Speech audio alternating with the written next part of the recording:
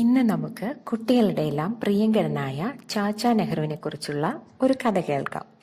അദ്ദേഹത്തിൻ്റെ ആത്മകഥയിൽ അദ്ദേഹം പറഞ്ഞിട്ടുള്ള ഒരു സംഭവത്തെ ആസ്പദമാക്കിയിട്ടുള്ളതാണ് ഈ കഥ. അദ്ദേഹത്തിന് അന്ന് 5-6 വയസ്സ് പ്രായം കാണും. ഒരു ദിവസം ചാച്ചാജി അദ്ദേഹത്തിൻ്റെ അച്ഛനായ മോട്ടിലാൽ നെഹ്റുവിൻ്റെ ഓഫീസ് മുറിയിൽ കയറി. അപ്പോൾ അച്ഛൻ്റെ മേശപ്പുറത്ത് 2 ഫൗണ്ടൻ പേനകൾ ഇരിക്കുന്നത് അദ്ദേഹം കണ്ടു. അത് കണ്ടപ്പോൾ അദ്ദേഹത്തിന് അത് സ്വന്തമാക്കണമെന്നൊരു ആഗ്രഹം തോന്നി. അച്ഛൻ ഒരേ സമയം 2 പേനയുടെ ആവശ്യം വരില്ലല്ലോ എന്ന് സ്വയം ആശ്വസിപ്പിക്കാൻ എന്ന പോലെ പറഞ്ഞിട്ട് അദ്ദേഹം അതിലൊരു പേന എടുത്തു. കുറച്ചു സമയത്തിന് ശേഷം വീട്ടിലെല്ലാവരും അച്ഛൻ്റെ പേന കാണാനില്ല എന്ന് പറഞ്ഞ് വലിയ തിരച്ചിൽ നടത്തുന്നത് കണ്ടപ്പോഴാണ് താൻ ചെയ്ത കാര്യമോർത്ത് അദ്ദേഹത്തിന് പേടി തോന്നിയത്. പക്ഷേ കുഞ്ഞു ചാച്ചാജി തൻ്റെ തെറ്റ് ആരോടും തുറന്നു പറഞ്ഞില്ല. കുറച്ച് സമയത്തിനുള്ളിൽ തന്നെ പേന കണ്ടെടുത്തു. അതുമാത്രമല്ല, അതെടുത്തത് ചാച്ചാജി ആയിരുന്നെന്ന് എല്ലാവരും അറിയുകയും ചെയ്തു.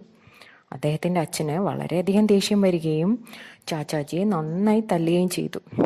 തല്ലിൻ്റെ സഹിക്കാൻ വയ്യാത്ത വേദനയും താൻ ചെയ്ത കുറ്റം എല്ലാവരും അറിഞ്ഞതിൻ്റെ അപമാനഭാരവും കൊണ്ട് അദ്ദേഹം അമ്മയുടെ അടുത്തേക്ക് ഓടിപ്പോയി.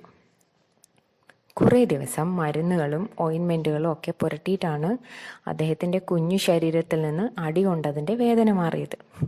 പക്ഷെ അദ്ദേഹത്തിന് തൻ്റെ അച്ഛനോട് ദേഷ്യമൊന്നും തോന്നിയില്ല എന്ന് അദ്ദേഹം പറയുന്നു. ശിക്ഷ കുറച്ച് കടുത്തതായി പോയെങ്കിലും അത് താൻ അർഹിക്കുന്നതായിരുന്നുവെന്നാണ് അദ്ദേഹം പറയുന്നത്. അന്നത്തെ ആ ശിക്ഷയുടെ പേടി ചാച്ചാജിക്ക് അദ്ദേഹത്തിൻ്റെ അച്ഛനോടുള്ള ബഹുമാനവും സ്നേഹവും വർദ്ധിപ്പിക്കാൻ സഹായിക്കുകയും ചെയ്തു. ഈ കഥയിൽ നിന്നും ചാച്ചാജിക്ക് ഏറ്റവും ഇഷ്ടപ്പെട്ടവരായ കുഞ്ഞുങ്ങളായ നിങ്ങൾ മനസ്സിലാക്കേണ്ട ഒരു കാര്യമുണ്ട്. അതെന്താണെന്നോ, നമ്മൾ തെറ്റാണെന്നറിയാതെ ചിലപ്പോഴൊക്കെ ചെയ്യുന്ന ചില കാര്യങ്ങളുണ്ടാകും. ഒരുപക്ഷെ കുറേ കഴിഞ്ഞായിരിക്കും നമ്മൾ ചെയ്തതൊരു തെറ്റായിരുന്നെന്ന് നമ്മൾ മനസ്സിലാക്കുന്നത് തന്നെ. അപ്പോൾ നാം അത് തിരുത്താൻ ശ്രമിക്കണം. ഒരുപക്ഷെ നമ്മൾ ശിക്ഷിക്കപ്പെട്ടേക്കാം, എങ്കിലും നമ്മുടെ മനസ്സിൽ നമുക്കൊരു സമാധാനം ലഭിക്കും. അത് വളരെ വലുതുമായിരിക്കും. ചെറിയ തെറ്റുകളാണെങ്കിൽ പോലും അത് നമ്മൾ ആരോടാണോ ചെയ്തത് അവരോട് അത് തുറന്നു പറയുക.